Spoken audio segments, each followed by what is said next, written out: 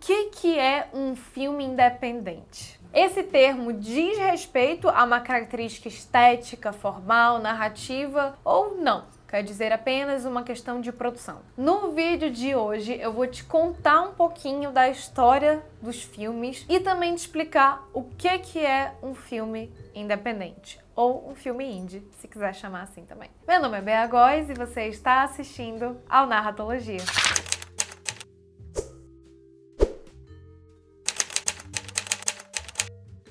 Galera, eu vou logo falar qual que é o conceito de filme independente, assim, na lata. Só que depois eu vou entrar numa explicação histórica para poder vocês entenderem por que esse é o conceito para filme independente. E como que isso mudou ao longo dos anos. O tipo de filme que era considerado independente foi mudando, foi se modificando, enfim. Até que as pessoas têm um certo entendimento hoje de que filme independente diz respeito a uma certa característica estética. Quando não. Um filme independente, gente, a rigor e de uma forma branda, ele é um filme produzido e distribuído de forma independente. O que é esse de forma independente? Fora da alçada de um grande estúdio cinematográfico. Ou seja, se a Disney produz um filme, ele não é considerado independente. Se a Warner produz um filme, por exemplo, se grandes estúdios que controlam toda essa produção e distribuição produzem e distribuem esse filme, ele não é considerado independente. Filmes feitos fora desse guarda-chuva, digamos assim, são considerados independentes. Mas esse conceito ele dá uma oscilada, ele dá uma variada, dependendo do ano vão chamar um filme de independente, no outro ano ele já não vai mais ser independente, enfim.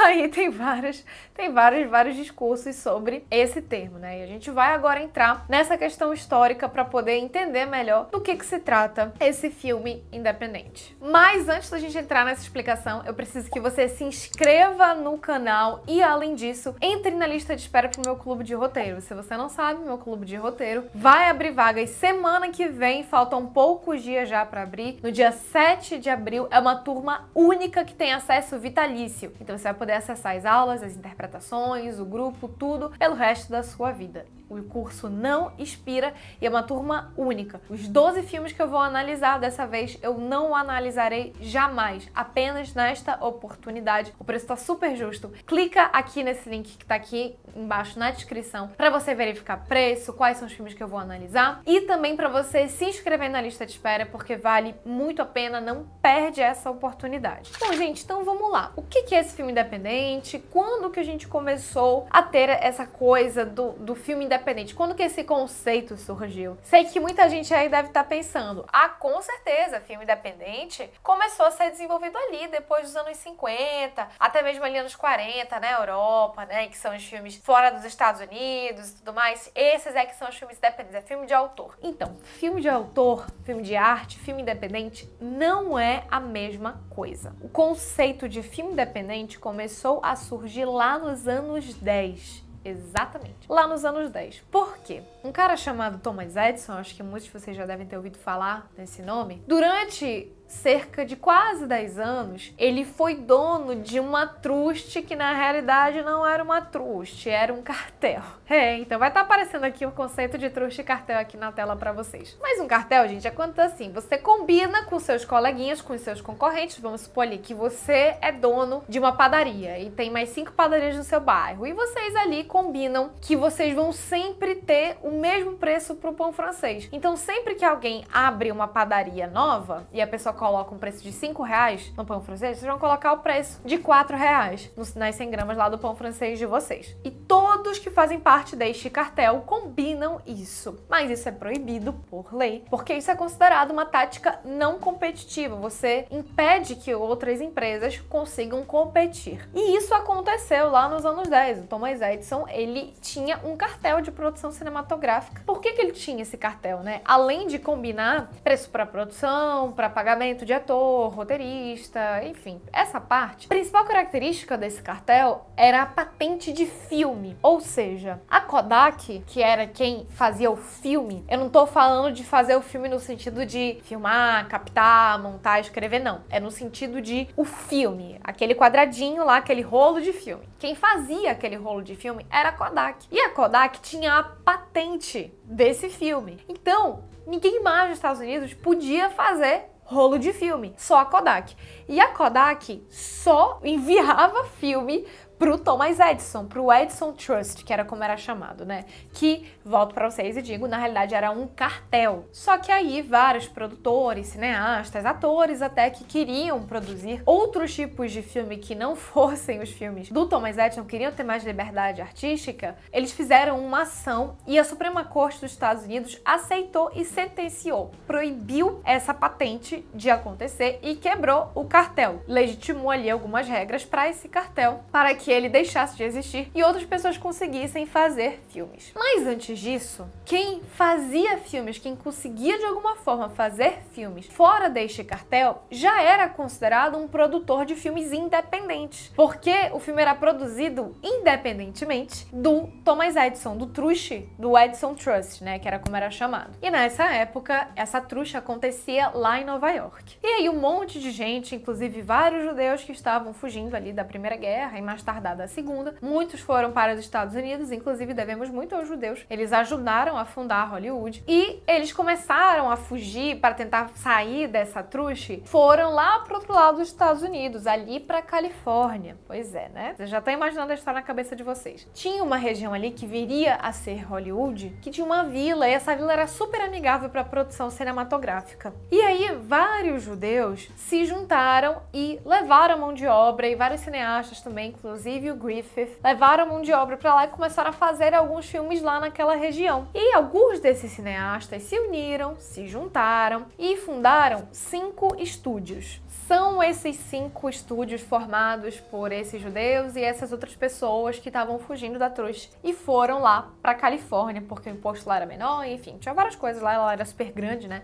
Então era muito bom pra gravar, pra fazer filmes western. Foram pra lá. São esses 5 estúdios: RKO, MGM, Warner, Fox e Paramount. Então esses 5 estúdios ali, mais ou menos nos anos 20, se juntaram e fizeram o que a gente chama hoje, o que foi chamado de Studio System. Eles criaram um sistema de produção. Eles tinham, cada um desses estúdios, um terreno gigantesco. Eles construíram vários estúdios dentro deles, ou seja, vários locais, várias caixas grandes em que eles conseguiam construir cenários. E dentro do estúdio também tinham rios e tinha floresta, e tinha deserto e podiam gravar um monte de coisa. E cada um desses estúdios então criou seu próprio método, mas era muito similar entre eles. E o que era esse método? Você contratava os profissionais mensalmente e não por trabalho. Então mensalmente eram contratados esses profissionais e esses profissionais escreviam os roteiristas, atuavam os atores, treinavam os atores, preparador de elenco, o pessoal do casting e dirigiam. As pessoas eram contratadas, elas não eram contratadas para fazer um job, um filme. Elas eram contratadas do estúdio, elas só trabalhavam para aquele estúdio. E eles começaram a crescer muito e todo bom trabalhador que eles encontravam, ou eles contratavam, ou se essa pessoa tentava produzir um filme de forma independente deles, já estão manjando, né? O que aconteceu com os filmes independentes. Eles davam um jeito de massacrar ou de impedir que os cinemas, que os theaters, né, as salas de cinema, reproduzissem aquele filme independente que era feito fora dos estúdios, que era produzido fora do Studio System, né? E também foi nessa época no Studio System que foi consolidada a narrativa clássica, que o cinema clássico hollywoodiano, dizem a maior parte dos estudiosos, nem todos concordam, tá? Mas dizem a maior parte dos estudiosos que esta narrativa clássica, que é cinema clássico, foi muito desenvolvido aí até os anos 50, ali meio dos anos 50, no Studio System. Quem produzia fora dos Studio System tinha um apelido super carinhoso chamado de linha da pobreza ou fileira da pobreza. Depende aí do seu conceito, que eram os produtores independentes, que era quem falava assim: não quero produzir filmes para esses grandes estúdios, quero fazer meu próprio filme, quero distribuir meu próprio filme. Vocês imaginam? Se já era difícil, vocês imaginam, se já é difícil a gente fazer filme hoje, em que uma uma câmera é mais barata, em que a gente consegue fazer filme do nosso celular. Tem filmes premiados feitos, gravados em celular. Imagina naquela época que não tinha essa tecnologia, que você tinha que ter contato com o pessoal lá da sala de cinema para conseguir reproduzir o seu filme. Aí era bem complicado. Então essa galera se unia e tentava fazer filmes independentes. E houve várias associações de filmes independentes, de cineastas independentes. Charlie Chaplin, Griffith, a Disney inclusive se juntou a uma dessas produtoras, a uma dessas associações na realidade, de produtores independentes, de cineastas independentes, para tentar quebrar os Studio System. Quem diria a Disney, né? Pois a gente, a Disney não fazia parte do Studio System, por incrível que pareça.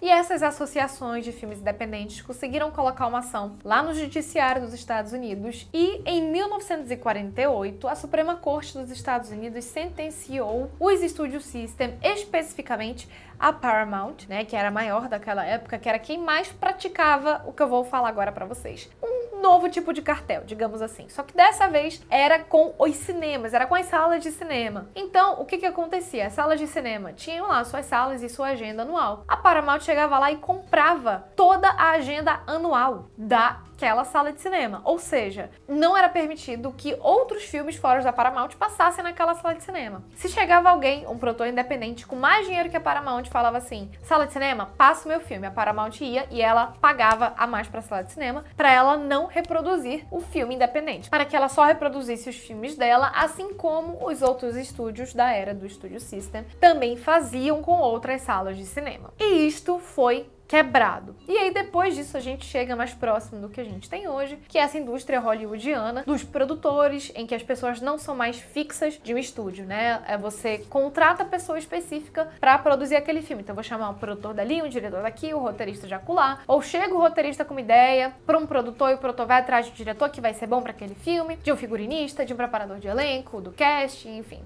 Nos aproximamos da sistemática que a gente conhece hoje, e hoje a gente tem outros estúdios maiores que entraram aí nesse meio. Universal, Disney entraram junto e foram reconhecidos como grandes estúdios também. E aí, gente, vocês vão me perguntar, Bea, então, o que é produzido fora desses grandes estúdios consolidados lá da Califórnia é o que é considerado filme independente?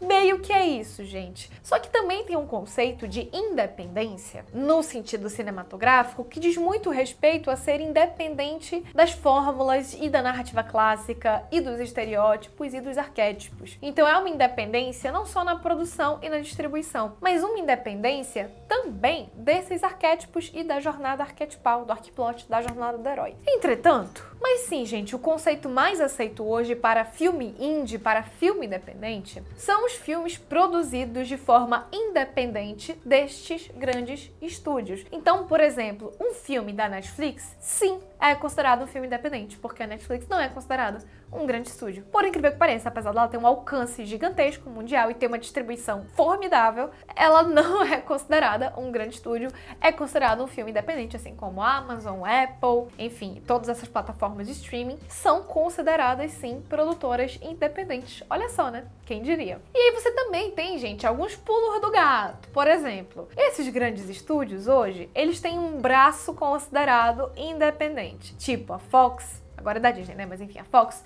tinha o Searchlight, que só não era Fox, só não tinha o nome Fox. Mas eram os mesmos diretores, os mesmos produtores, os executivos, eles que coordenavam e faziam lá um filme independente, de baixo orçamento, com uma cara bem independente, porque as pessoas acreditavam que filmes independentes tinham uma certa cara, tem um certo tipo, por ter um baixo orçamento, mas não necessariamente, tá, gente? Inclusive, tem uma postagem que eu vou deixar o link aqui na descrição de um dos teóricos que eu mais respeito, que é o David Bordwell, e que ele fala que o conceito de filme indie, de cinema independente, não tem nada a ver com o conteúdo. Ele diz respeito só e somente à produção. Pulp Fiction é um filme independente. Os filmes do David Lynch são independentes. Os filmes do Wes Anderson são considerados independentes também. Inclusive, tem um case que eu quero analisar aqui, que é um case que está, inclusive, no Clube de Roteiro, que é Moonlight. O filme Moonlight, gente, ganhou o Oscar de melhor filme, tem um orçamento baixíssimo, baixíssimo. Ele foi feito por uma produtora independente, cujo dono é o Brad Pitt. E essa produtora independente, ela tem uma parceria com a Warner. Então assim, dá pra dizer que é 100% assim independente? Não sei.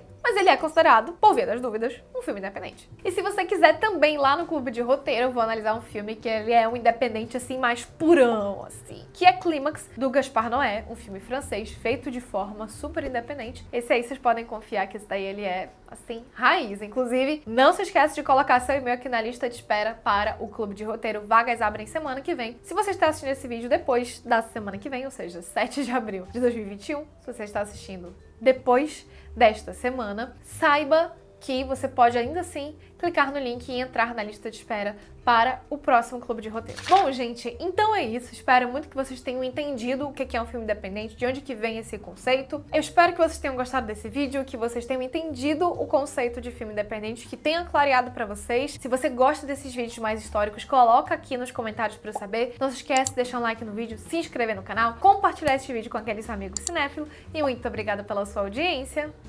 Tchau!